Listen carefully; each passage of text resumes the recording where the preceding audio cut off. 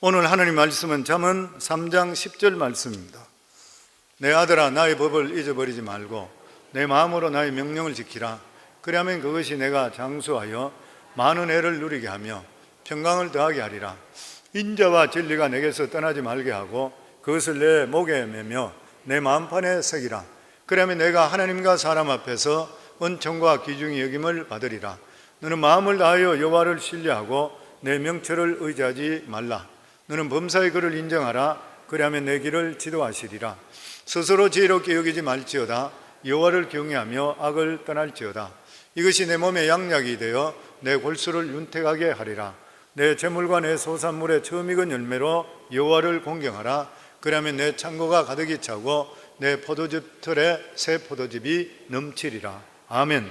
새해는 하나님께서 우리들에게 주시는 특별한 은혜해라 그래 생각. 은혜 시간이라. 우리가 지난주나 이번주나 따지고 보면 차이 나는 것이 하나도 없는데도 불구하고 새해를 맞이하면서 우리 마음을 새롭게 할 수 있고, 우리가 끊임없이 새해를 맞을 때마다 우리 마음을 다시 하면서 재정립하고 우리의 목표를 다시 세우고 이렇게 할 수 있는 것은 하나님께서 우리에게 주시는 특별한 은혜라고 믿습니다. 왜 그런 것입니까? 우리 인생이라는 것은 일방통행입니다. 지나온 길은 다시 돌아갈 수가 없는 것이. 그렇기 때문에 우리가 새로운 해를 맞이하면서 과거에 집착하지 말고 미래지향적으로 살아가는 것이. 우리가 과거에 집착하는 사람은 어리석은 사람인 것입니다. 우리 믿는 사람은 더더욱이나 하나님을 의지하기 때문에 미래를 바라보고 살아갈 수가 있어야 되는 것이요. 그렇기 때문에 우리들에게 과거라는 것은 더 나은 미래를 창조할 수 있는 그러한 계기가 될 뿐인 것이요. 그런데 한 해를 성공하느냐 아느냐 하는 것은 성도들의 선택에 달려 있는 것입니다. 많은 사람들이 환경이 성공과 실패를 결정한다 생각합니다. 그러나 이 성공과 실패는 환경의 풍요로움이나 빈곤함이 있지 않고 마음의 자세와 태도에 달려 있다 그랬습니다. 잠언 4장 23절에 보면 모든 지킬 만한 중에 내 마음을 지키라. 생명의 근원이 이에서 남이니라. 우리의 생명의 근원, 살고 죽는 것이 어디 나오냐? 내 마음에 달려있다는 것이. 그래서 우리 마음을 지키라는 것이. 우리 마음을 자꾸 빼앗기는 것이. 그렇다면 우리가 어떻게 마음을 지킬 것인가? 우리가 어떻게 지켜야지 한 해를 승리할 수 있는 것인가? 첫 번째가, 우리 마음을 지키는 첫 번째가 분명한 목표를 설정할 수 있어야 되는 것이. 왜 그러냐면 하나님께서 지으신 모든 만물은 목표를 이루기 위해서 존재할 때에 진정한 존재 가치가 있다 그랬습니다. 만약 목표를 상실하게 될 때는 존재 가치를 상실하게끔 시험을 받았는 것이. 그렇기 때문에 우리 인간은 어쨌든 간에 살아가면서 끊임없이 목표를 설정하고 그 목표를 달성하는 것에 달려가게 되어 있는 것이에요. 근데 오늘날 수많은 사람들이 목표 없는 인생을 살아가고 있습니다. 목표를 정하지 않게 되니까 방향이 없는 배와 똑같은 것이. 물결 치는 대로 그냥 살아가는 것이에요. 물결 치는 대로 살아가면 인생이 성취가 없습니다. 또뿐만 아니라 그 인생이 낭패당하기 쉬운 것이. 목표 없는 인생은 결코 성공하는 인생이 될 수가 없는 것이에요. 히브리 성경 11장 1절에도 보면 믿음은 바라보는 것의 실상이. 믿음도 그렇대요. 믿음도 목표가 있어야 된대. 믿음은 바라보는 것들의 실상이요 보지 못하는 것들의 증거라 그랬어요. 인간에게는 바라보는 것이 있어야지 생동하게 되는 것이에요. 바라보는 것이 없는 사람은 믿음의 활기를 잃게 되는 것이고 혼란스러운 인생을 살아갈 수밖에 없는 것입니다. 목표는 우리를 하여금 방향 감각을 잃지 않게 만들어주는 것이에요. 이게 우리 삶 속에 너무나도 중요한 것이에요. 왜냐하면 인생의 방향 감각은 선택과 직결되기 때문인 것이에요. 그렇다면 우리는 어떤 선택을 해야 되는 것입니까? 우리 삶 속에 영적으로 바른 선택을 하는 것이 너무나 중요해요. 왜냐하면 하나님께서 우리를 지으셨기 때문인 것이고 예수 그리스도로 말미암아 우리를 구원받게 하시고 하나님 자녀 삼아 주었기 때문인 것이에요. 그래서 이사야서 43장 7절에 보면 무릇 내 이름으로 불리는 모든 자 곧 내가 내 영광을 위하여 창조한 자를 오게 하라.